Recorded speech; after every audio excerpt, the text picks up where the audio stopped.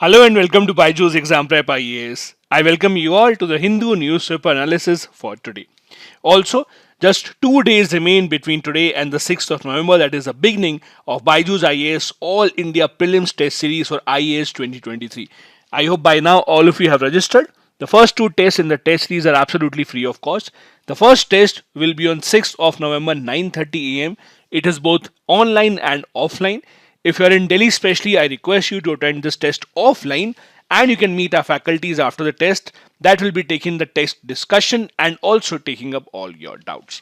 Now let's begin with the first article that is written about the upcoming COP27, that is the 27th meeting of the Conference of Parties of UNFCCC. It will start this Sunday, the same day that our test series begins, but this is taking place in Egypt. Now the author here says that the world around us has not really made a lot of expectations out of the upcoming COP27. Usually, whenever we have a climate change summit, there's a lot of talk around the world about how exactly will we cut down on the fossil fuel emissions, how exactly will we bring more green energy into the world, like the Paris climate deal, the Glasgow summit last year. But this upcoming summit seems to be different. There are no talks around the world about cutting down on fossil fuel production. The primary reason for that is that nations around the world are much more occupied with the Ukraine Russia war right now, and no one is in the mood of talking about green energy. Also, because Europe has mainly been dependent on Russia for their natural gas and they're having a hard time getting the supply from Russia, Europe also right now is actually focusing on its fossil fuel production and fossil fuel usage. So neither Europe nor any other country in the world right now is actually ready to discuss climate change mitigation. However, the problem is just not discussing it will not really solve the problem. In fact, the problem will still be there, and not discussing it just means you are just pushing it away down the road, which will be very, very harmful in the long run. An example here has been said by a very, very small Pacific island nation, that is Vanuatu. The president of Vanuatu recently, actually in the United Nations General Assembly, said that the world must adopt a universal non-proliferation treaty to ban the use of fossil fuels across the entire world. Now, this is a far stretch because, as you know, many countries around the world, including India, primarily are still dependent on fossil fuel for their energy requirements. So, obviously, their entire ban will not be possible. But you can understand why is he making that demand. It is the small island nations that are at the most risk because of the increasing level of waters around the entire world due to global warming. These climate change instances are harming these nations the most. And that is why Vanuatu, and not just Vanuatu, in fact, the alliance of small island states altogether have been demanding that the entire world should cut down on the fossil fuel production. The unfortunate part is that while these small island nations are at the biggest danger because of the rising sea levels, they actually are some of the lowest or the least emitters in the entire world. So they are being punished for entirely no fault of theirs, and that is why they have been making this demand. It is expected that they might make similar kind of demand in the COP27, but it is very unlikely that any action will be taken. Whenever you ask India about phasing down of fossil fuel, India always says that the phase out is unfair because we and many other developing nations are still dependent on coal power. If the developed nations are ready to help us with alternate sources of power at a cheaper price, if the developed nations take up their responsibility and actually contribute financially towards the mitigation of climate change impact, then we can think about changing something. But before that, it is not possible for the developing nations to switch off from coal and use some other source of energy. Now, if you actually see the small island nations, this SIDS stands for small island nations. If you look at some of the facts about the small island nations, you will see that their land area is very small while they are surrounded by ocean on all sides, because of which they are also at a very, very high risk because of the increasing level of waters around the world. Because of the melting of global ice caps, this is why the water level is increasing. This is a location of Vanuatu. It is very, very close to Australia, a very small island nation. Now, despite all our talks of green energy, we have to understand that the coal still remains a primary source of energy throughout the world. But on the other hand, just blaming coal for all the problems of environment and climate change would also be unfair. The problem also is the unsustainable lifestyle of people around us. Now, let me actually give you an example. In the past few months, there have been multiple examples that have been coming out in the media that the celebrities in the US, pop stars, movie stars, even the ones who play sport, they are so rich that most of them have their own private jets. There are so many news articles that have showed us even for traveling just a few kilometers, they actually go on their private jet. When they could very easily fly on a commercial jet, they could maybe buy a business class ticket, but they have actually been using their private jets so often that it has led to huge emissions around the entire world. So on one hand, they may preach the entire population coming to UN, making statements that you should respect the environment, but on the other hand, their own lifestyle is harming the environment much more. And that is why the focus also has to be put on changing the lifestyle that the people in the developed world especially have adopted. If we have to transition to a world of lower emissions, we have to ensure that a sustainable lifestyle is adopted and everyone, and not just the developed nations, have access to alternate source of energy. Just because the developed nations can now afford solar energy, wind energy, etc., doesn't mean that all the nations around the world can do the same. Realizing that the change in lifestyle is extremely necessary in order to prevent any further disaster, you would have noticed that even our Prime Minister, along with the UN Secretary General, recently made a call for LIFE, that is Lifestyle for Environment, underlining the need to change the way that we live our life if we have to preserve our environment. Now, these are some of the graphics that actually tell you how bad the situation is. Every single year, as you see, the global temperature of the earth is increasing. As you know, the nations around the world have actually been trying not to let the average temperature of the earth increase by more than 2 degrees Celsius as compared to the pre-industrial times, but we are not really on the right track. There is one more thing that you have to understand. Even if we, let's assume, cut down our emissions of CO2 drastically starting from today, that doesn't really mean that from tomorrow onwards everything will be good in the entire world. Because CO2 and all these greenhouse gases have such a long life, even if you cut down on the emissions today, the positive result on the environment will only and only be seen many years down the line. That is why just saying that we will try to cut down on emissions sometime in the future is not going to be enough, because the impact of those cutting down emissions will be seen many decades later. Since 1990, many nations have actually reduced their emissions. However, if you look at India and China, since 1990, their emissions have increased drastically. On the other hand, EU, France, Germany, Russia, UK, US, all of them have drastically cut down their emissions. US, although could have done much more, but they have not done that. Also, if you look at the total greenhouse gas emissions since 1990, despite the developed world cutting down its emissions, it is still increasing at a very fast pace. As per the scientists, if we have to meet the goal of maximum 2-degree temperature rise by 2050, our greenhouse gas emission should be only 20 billion tons of CO2. Right now it is 48 billion tons of CO2. So there is a huge gap between the two. There is one more idea that has been put forward. As you know, most nations around the world have decided and announced their net zero emission target. India has announced that we will try and reach the net zero emission target by 2070. Many people are saying that this is actually not good enough, and nations such as India and China, which is here in 2060 group, should actually advance the date, because these are some of the biggest emitters in the entire world right now. However, we have not listened to those. The only nation that has already achieved this net zero target is Bhutan. Then we have nations such as Barbados, Maldives, Finland, Austria, Iceland, etc. The next article that we have here is a bit of sad news coming in from the government of India, according to which there has been a decline in the pre-primary enrollment numbers in 2021-22.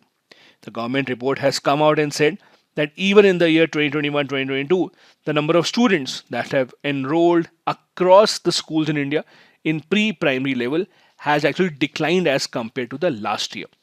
There has been a 30% decline in the student enrollment in school section as compared to 2020 year. The problem is, even in 2020 there was a decline as compared to last year, meaning that for 2 consecutive years now we are seeing this decline. In fact, even in the primary section, that is from class 1 to 5, there has been a drop from 12.2 lakh enrollments to 12.18 lakh enrollments. This is also being seen as a negative sign. Although the government of India has tried to increase enrollment, launching a lot of initiatives to attract the students back to school, restarting midday meal program and other initiatives, but that has apparently not worked. There can be various reasons for that. Maybe because of the job losses due to pandemic, a lot of children are being forced to work. They are not being allowed to go to school by their parents, and there can be many other similar reasons for that. The survey also shows that there are fewer teachers in the country right now as compared to the last year of 2020-21, which is also a cause of concern. Although the internet and computer accessibility has improved, but it is still just in about one-third schools across the entire country. This is the graph that is a part of this article. As you can see here, it shows all your numbers. Now, there are multiple challenges that the government schools in India specifically face, because of which we have seen that there's a low enrollment ratio, much lower than what we would have expected. Also, even though there may be in certain cases good enrollment numbers, but the learning outcome, that is how much students have learned in the classes, they have still remained low. That is, the number of students in the school may increase, but on the other hand, the problem is their level of education is still not increasing. Some of the challenges include low level of learning. As I said, this is usually seen in ASAR reports, that is annual survey of education report that is prepared by Pratham. This is the same report that gives you numbers such as these many percentage of students in class 5 cannot read ABCD, 50% students in class 2 can't do addition, subtraction. Those are the kind of things prepared in this report. Then most of the government schools, as you know, face very, very poor infrastructure. There are lack of toilets for female students especially. There's absolutely no facility for physically disabled students. Most of these government schools don't even have basic furniture such as desk and chairs for the students, and they are being forced to sit on the floor. The number of teachers are also insufficient. Even though there may be teachers in certain schools, they are engaged in non-teaching activities as well by the government from time to time. And then the pandemic had a major impact on the learning outcome of the students as well. Now, from the government of India side, I wanted to give you one example of how the government is trying to improve the quality of education in India. There is a project by the government of India called Nipun Bharat. Nipun Bharat was launched in 2021, under which the government of India aimed at ensuring and strengthening the basic literacy level of the students. This is from the website of the Government of India's Ministry of Education, which says 55% of India's school-going children cannot read or understand a short, age-appropriate text by class 5. Research says that class 3 is an inflection point. That is, before class 3, you have to ensure that the students actually reach their grade level. The same website also says that Nipun Bharat will help children to read and learn so that they don't get left behind. This Nipun Bharat project will focus on FLN, which stands for Foundational Literacy and Numeracy, which will focus on the children's ability to read with meaning and solve basic math problems by class 3. This is in line with the National Education Policy of 2020. The aim of Nipun Bharat is to ensure every child has these basic skills by class 3 by 2026-27. Do remember that part. The next article that we have here is about a great scientific discovery in terms of gold mushroom. Now, this gold mushroom in simple terms will allow the scientists to ensure targeted drug delivery. So for example, when you consume a medicine in a certain case such as cancer, now cancer impacts a certain part of the body, certain cells of the body. When you consume a certain medicine, the doctors want the medicine to actually go and tackle those particular cells which are infected by cancer and not the other ones. Because the medicines have a negative impact on the other cells as well, that is why people suffering from cancer and the diseases actually become very, very weak. So targeted drug delivery is actually a way to ensure much better treatment and ensure that the person becomes healthy very, very quickly. But it is very easy to say targeted drug delivery, but it is very, very difficult to achieve. Now, the scientists say that the medicines now will soon actually use a new technology. That new technology will be that the medicines will have very, very minute traces of ultra microscopic gold. How is that possible? This will be with the help of a super mushroom. Now, this is called Cordy gold nanoparticles. So, Cordy gold nanoparticles will actually be made by the scientists in labs. These nanoparticles will be derived from the synthesis of this mushroom. The name of the mushroom is Cordyceps militaris, along with the gold salts. They will combine and they will give rise to these ultra microscopic gold salts that will be mixed up with the medicine, which will allow a much better targeted drug delivery. As I discussed, this Cordyceps militaris is a very high value parasitic fungus grown in the lab in the Borderland University. This gold salt will actually enable infusion of gold in the medicine, which can allow very specific targeted drug delivery. Now, the scientists have been working to ensure targeted drug delivery in many different ways. This invention of the gold salt with mushrooms is just one way of doing it. Let me share with you one more example. A few months back, this article came out in the newspapers. That is, the scientists across the world have developed micro swimmers, very minute robots or particles actually, which can travel inside the human body, inside the blood of the human body. With the help of light, they can be energized and they can be targeted specifically to deliver medicine on very specific parts of the body. The scientists have said by changing the pH of the solution and by triggering the solution by light, they will ensure the drug is released at the appropriate point in the body. In addition, they can also transport salt, ions from the fluid and ensure that there is proper targeted drug delivery. One of the problems that the scientists used to face earlier was that our human body inside the blood has many ions, many salts, etc., that used to create a barrier for the targeted drug delivery. With this micro swimmer and microbots, this would be resolved. These micro swimmers are made from two-dimensional compound called polycarbon nitrate. They'll be mostly spherical in shape and about 1 to 10 micrometer in size. They can self-propel and will be taking energy from the light. The next article that we have here is from the state of Nagaland, the state that, as you know, is famous for a lot of migratory birds coming in. One of them is Amur falcons. As you know, Amur falcons comes into the state of Nagaland all the way from Siberia, which gets extremely cold in the month of October. After stopping over in Nagaland, they then begin their journey to reach African continent. So Nagaland now has decided that apart from Amur falcons, they also are actually home to other migratory bird species as well, and they want to track that as well. This is why they have actually now started a 4-day Tokhu Imong bird count festival. Tokhu Imong is a post-harvest festival that is celebrated in the state of Nagaland. Under this particular exercise, from 4th to the 7th of November, there will be official watching and counting of the birds in Nagaland so that they can see what are the other migratory species that are coming into Nagaland. As you know, the local community in Nagaland also has played an amazing role in preserving these bird species. They have been very active in ensuring that there is no hunting or catching of these migratory bird species. That is why year after year, every year in the month of October, we see huge number of Amur falcons actually coming into India. So their route starts from Siberia, they come to the northeast part of India, and then they make their way ahead to Somalia, Kenya, South Africa. Every single year, they actually cover up to 20,000 kilometers, making them one of the longest migration bird routes in the entire world. So they have very strong wings, which allows them to travel across long distances. Now, Amur falcons is one of those birds that has been talked about in India quite a lot, especially because they have chosen India and India's northeast as a stopover in their migratory destination. As I said, they're one of the world's largest traveling raptors, traveling with the onset of winters in Siberia when the weather becomes extremely cold.